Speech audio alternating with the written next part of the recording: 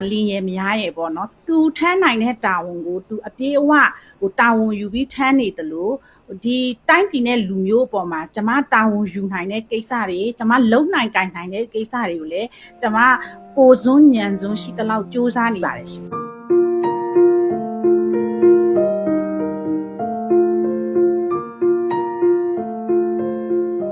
မင်္ဂလာပါမနှင်းစာဖြူရေမင်္ဂလာပါရှင်ဂေါရမီရင်ဝင်မဲ့ကလေးများဂေဟာကိုဘလို့စိတ်ကူးနဲ့စပြီးတီထောင်ပြစ်တာလဲရှင်လွန်ခဲ့တဲ့6လလောက်ကပေါ့နော်ဒီကြောက်တော်မြို့နယ်ထဲမှာဒီကလေးတယောက်ကိုမွေးစားဖို့အတွက်ဈေးထဲမှာလိုက်ရှာနေတယ်ဆိုတဲ့သတင်းတစ်ပုဒ်ကိုဖတ်ပြီးနောက်ပိုင်းမှာပေါ့ကျွန်မကဒီဂေဟာကိုဒီရင်ခွင်ပြောက်ကလေးတွေအတွက်အခြေအနေပေးသည်ဖြစ်စေမပေးသည်ဖြစ်စေတီထောင်တော့မယ်ဆိုပြီးတော့ဆုံးဖြတ်ချက်ချပြီးတော့ဒီဂေါတမီရင်ခွင်ဆိုတဲ့ရင်ခွင်ပြောက်ကလေးတွေစောင်းရှောက်တဲ့ဂေဟာကိုတီထောင်ဖြစ်ခဲ့တာပါရှင်ဒီဂေဟာကိုရောက်လာတဲ့ကလေးတွေကလေဘလို့အခြေအနေနဲ့ရောက်လာပြီးတော့အသက်အရွယ်အားဖြင့်ဘယ်လောက်ရှိလဲရှင်အခြေအနေအမျိုးမျိုးပါပဲတချို့ကလေးတွေကကြတော့ဒီစစ်ပွဲအတွင်းထဲမှာမိဘနှစ်ပါးလုံးကိုသူတို့ဆုံးရှုံးလိုက်ရတယ်သူတို့ကျွေးမွေးဆောင်ရှောက်ပြုစုပေးဖို့သူတို့မှာဆွေမျိုးသားချင်းကြီးမားမားမရှိဘူးတချို့ကလေးတွေကြတော့လေအဖေရှိတယ်ဒါမှမဟုတ်အမေရှိတယ်ပေါ့ဒါပေမဲ့အဲ့ဒီအဖေအမေဒီကလေးကိုလူလားမြောက်အောင်ကျွေးမွေးနိုင်မဲ့အခြေအနေမရှိဘူးပြုစုပေးနိုင်မဲ့အခြေအနေမရှိဘူးအဲ့လိုမျိုးအခြေအနေတွေလည်းရှိပါတယ်နောက်တစ်ခုကကြတော့ဒီအိမ်တွင်းအကြမ်းဖက်မှုပေါ့နော်အိမ်တွင်းအကြမ်းဖက်မှုရှိတဲ့ကလေးတွေအဲ့ဒီလိုမျိုးနှိပ်စက်ခံရတယ်ဒါမျိုးကြားသိရတဲ့အခါမှာရက်ရွာကနေအကြောင်းကြားပြီးတော့ဂေဟာကခေါ်ယူမွေးစားလိုက်တဲ့အခြေအနေမျိုးလည်းရှိတယ်လို့ဒီလိမ်ပိုင်းဆိုင်ရာအကြမ်းဖက်မှုကနေရလာတဲ့ကလေးတွေပေါ့အဲ့လိုမျိုးကလေးတွေလည်းကျမတို့စီမှာအကြောင်းမျိုးမျိုးအခြေအနေမျိုးမျိုးကလေးတွေကိုခေါ်ယူဆောင်ရှောက်ထားတာရှိပါတယ်ကလေးတွေကိုလက်ခံတဲ့အခါမှာလည်းဘလို့အကန့်အသတ်တွေရှိတယ်လဲရှင်ဂေဟာကိုကလေးတွေလာပို့ရင်ဘယ်လိုမျိုးအခြေအနေမှလက်ခံလဲရှင်ကလေးကိုဒီကျမတို့ရဲ့အခြေခံမူဝါဒအနေနဲ့ကတော့ဒီမွေးကင်းစားကနေ10နှစ်အောက်ကလေးတွေကိုလက်ခံမယ်ဆိုပြီးတော့အခုလောလောဆယ်အထိမူဝါဒချထားတာတော့ရှိပါတယ်ဒီလူမျိုးဘာသာမရွေးလက်ခံပါတယ်ဘယ်လိုအခြေအနေမှာပဲဖြစ်ဖြစ်ဒီ10နှစ်အောက်ကလေးတွေကိုကျမတို့ကပြုစုပေးဖို့မေတ္တာပေးဖို့ကြည်ပြင်းစေဖို့စောင့်ရှောက်ပေးဖို့လိုအပ်တယ်ဆိုရင်ဂေါတမီရင်ခွင်ကကြိုဆိုနေပါတယ်တကားဖွင့်ထားပါတယ်ဒီကေဟာတီထောင်မှုအတွက်လေငွေကြေးလိုအပ်ချက်တွေဘာတွေကြတော့ဘယ်လိုစီစဉ်ခဲ့ရလဲအခုလက်ရှိမှာဒီငွေကြေးလိုအပ်ချက်တွေဘာတွေကြတော့ဘယ်လိုမျိုးမြန်ဖြည့်ဆည်းပေးနေရလဲရှင်ဒီဂေဟာကိုတီထောင်သူဒီကျမဖြစ်တယ်ပေါ့နော်ကျမကဒီတီထောင်သူတယောက်အနေနဲ့ဒီအစပိုင်းမှာငွေရေးကြေးကိုကျမရဲ့ဒီစူးစမ်းအားထုတ်မှုပေါ့နော်ကျမရဲ့ဖန်တီးမှုနဲ့ဒီကျမက online ပေါ်မှာဒီရန်ပုံငွေရှာဖွေတဲ့activity လေးတွေလုပ်ပြီးတော့handmade ပစ္စည်းကလေးရောင်းချတာမျိုးရှိခဲ့ပါတယ်ဆိုတော့အဲ့ဒီအစပိုင်းမှာဂေါတမီရဲ့တီထောင်စမှာအဲ့ဒီကရလာတဲ့ငွေကြေးတချို့သုံးစွဲထားတာရှိပါတယ်အခုလည်းပဲလွန်ခဲ့တဲ့လကပဲဒီကျမကိုယ်တိုင်ချုပ်လုပ်ထားတဲ့ရင်ဖုံးအင်ဂျီလေးတွေပေါ့မြန်မာရင်ဖုံးအင်ဂျီကလေးတွေကို online ပေါ်ကနေရောင်းချပြီးတော့ဒီဂေါတမီရင်ခွင်ရဲ့ငွေကြေးလိုအပ်ချက်အတွက်ကျမတို့စူးစမ်းထားတာရှိပါတယ်နောက်တစ်ခုကအခုဒီမိဘပြည်သူတွေပေါ့နော်စေတနာရှင်မိဘပြည်သူတွေကလည်းစိတ်ဝင်စားနဲ့မေးမြန်းလှူဒန်းလာတဲ့ငွေကြေးတချို့နဲ့ဒီဂေါတမီရင်ခွင်ကိုlevel လျက်ရှိပါတယ်ရှင်ဒီဂေဟာကလေဗိုလ်ချုပ်ထွန်းမြတ်နိုင်ရဲ့ဇနီးတဲ့တီထောင်ထားတဲ့ဂေဟာဖြစ်တဲ့အတွက်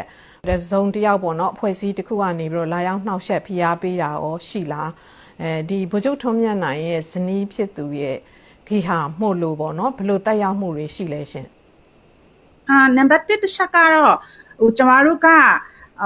ဒီပေါ့နော်ကျမတို့ရဲ့ထိန်းချုပ်နယ်မြေထဲမှာအခြေစိုက်ထားတဲ့ဂေဟာဖြစ်တယ်ဆိုတဲ့အခါမှာအပြင်ပကရန်သူတွေကကျမတို့ကိုဒီပြင်ပအဖွဲ့အစည်းတွေကပေါ့နော်ဒီလာပြီးတော့ဖိအားပေးပြီးတော့မလုံရဘူးမကန်ရဘူးတစုံတရာ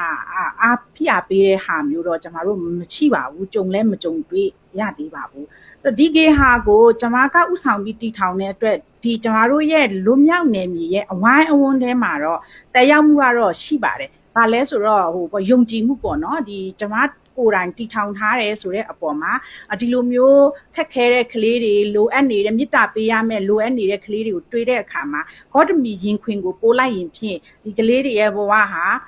အနာဂတ်မှာကောင်းသွားမယ်ဆိုတဲ့အဲ့လိုကောင်းတဲ့တက်ရောက်မှုပေါ့နော်ဒီကျမတီထောင်တယ်ဆိုတဲ့အပေါ်မှာတက်ရောက်မှုပေါ့အဲ့ဒီတက်ရောက်မှုတော့ကျမတို့ရဲ့ဒီလွမြောက်နေမြေတကြောမှာတော့ဒါမျိုးတော့ရှိပါတယ်ရှင်ဒီကေဟာတီထောင်မှုနဲ့ပတ်သက်ပြီးတော့ဒီဗိုလ်ချုပ်ထင်မြတ်နိုင်ကရောဘာတွေပြောတာရှိလဲသူ့ရဲ့ယက်တီချက်ကဘယ်လိုရှိလဲရှင်ဗိုလ်ချုပ်ကအလုံးအင်မတန်များပါတယ်သူမှကဒီစစ်ရေးနိုင်ငံရေးအပြင်တပြိုင်နက်တည်းမှာတိုင်းပြည်တည်ဆောက်ရေးကိုလည်းသူကစ조사ပြီးတော့လှုပ်ဆောင်နေရတဲ့အခါမှာဒီကျမရဲ့ဒီဂေါတမီရင်ခွင်ဂေဟာနဲ့ပတ်သက်ပြီးတော့အသေးစိတ်တိုင်ပင်ထားတာမျိုးပြောပြထားတာမျိုးအဲ့လိုမျိုးတော့မရှိပါဘူးရှင်ဒါပေမဲ့ဒီအပေါ်မှာပေါ့နော်ဒီကျမရဲ့ဂေါတမီရင်ခွင်တီထောင်မှုနဲ့ဒီမေတ္တာပေးရမယ့်ကလေးတွေကိုကလေးတငယ်တွေကိုစောင့်ရှောက်တဲ့ကိစ္စမှာတော့ကျမရဲ့ယက်တီချက်နဲ့သူရဲ့ယက်တီချက်ကတော့တစ်ထပ်တည်းကြမယ်လို့ကျမထင်ပါတယ်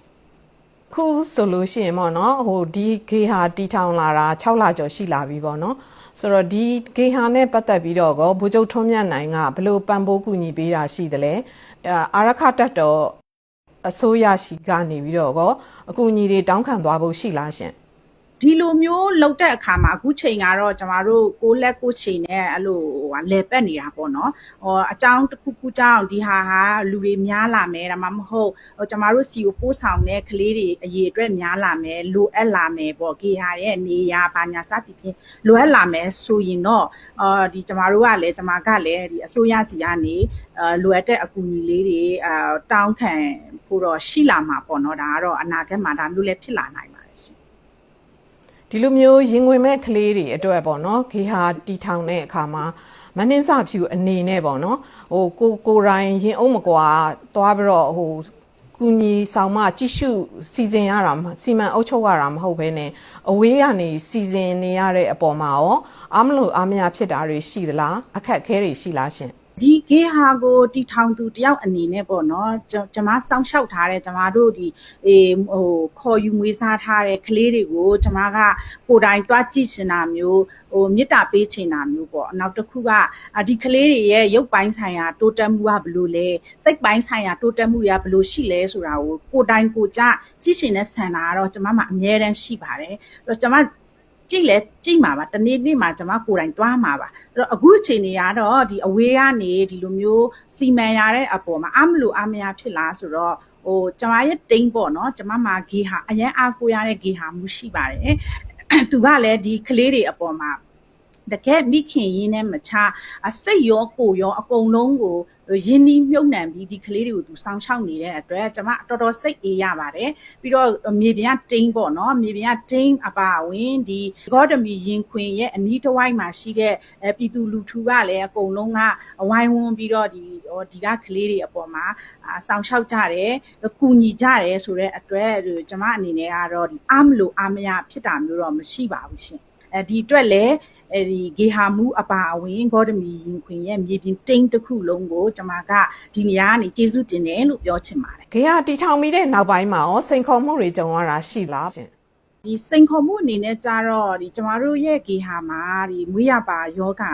ပါလာတဲ့ကလေးတချို့လည်းရှိတယ်ပေါ့နော်ဆိုတော့ဒီကလေးတွေကိုဆေးကုသမှုအတွက်ဒီဆေးဝါးတွေလွယ်ကူမရနိုင်တဲ့အနေအထားလည်းရှိပါတယ်ရခိုင်ပြည်ရဲ့အနေအထားကြတော့အဖက်ကနေပိတ်ဆို့ခံထားရတဲ့အနေအထားဖြစ်တော့ဒီဆေးဝါးရှားပါတဲ့အတွက်ဒီယောဂနဲ့လိုအပ်နေတဲ့ဆေးဝါးတွေကိုရှာလို့မရဘူးရှိရင်တောင်မှအဆမတန်ဈေးကြီးနေတာမျိုးပေါ့ဒီလိုအခက်ခဲရှိပါတယ်နောက်တစ်ခုကကြတော့ဒီကာကွယ်ဆေးပါကာကွယ်ဆေးကတော့ရခိုင်တပြည်နယ်လုံးမှာရှိတဲ့ဒီကာကွယ်ဆေးထိုးရမယ့်အသက်အရွယ်ကလေးဟာကာကွယ်ဆေးမထိုးရတဲ့ကာလတစ်ခုရှိနေပြီဆိုတော့ဒီကလေးတယောက်ကာကွယ်ဆေးထိုးဖို့ဆိုတာကသူရဲ့အနာဂတ်ရှင်သန်ဖို့အခြေခံလိုအပ်ချက်တစ်ခုဖြစ်တယ်ဆိုတော့လေဒီကာကွယ်ဆေးမရနိုင်တဲ့အနေအထားအဲ့လိုမျိုးခက်ခဲတွေတော့ရှိနေပါတယ်ဒီကေဟာတီထောင်သူတယောက်အနေနဲ့ပေါ့နော်မနှင်းစာဖြူရဲ့အနာဂတ်အိမ်မက်ကဘာများပါလဲရှင်ဒီကေဟာနဲ့ပတ်သက်ပြီးတော့ပေါ့နော် ဟုတ်ကဲ့ဒီဂေဟာနဲ့ပတ်သက်ပြီးဆိုရင်ဒီဂေဟာမှာရောက်လာတဲ့ကလေးတွေပေါ့ဟိုအကြောင်းမျိုးမျိုးပုံစံအမျိုးမျိုးနဲ့ဘလို့အခြေအနေကြောင့်ရောက်လာတဲ့ကလေးဖြစ်ပါစေကျမတို့စီကိုရောက်လာတယ်ဆိုရင်ကျမတို့ကဒီကလေးတွေကိုကလေးတွေရဲ့ရပိုင်ခွင့်အခွင့်အရေးအပြည့်အဝနဲ့မေတ္တာအပြည့်အဝနဲ့ပေါ့နော်ဒီမိခင်ရင်းနဲ့မချစောင်းလျှောက်သွားမယ်လုံလုံရှုံရှုံကြည်ပြင်းစေမယ်ပေါ့အဲ့လိုမျိုးတော့ကျမကပြောထားသလိုဒီ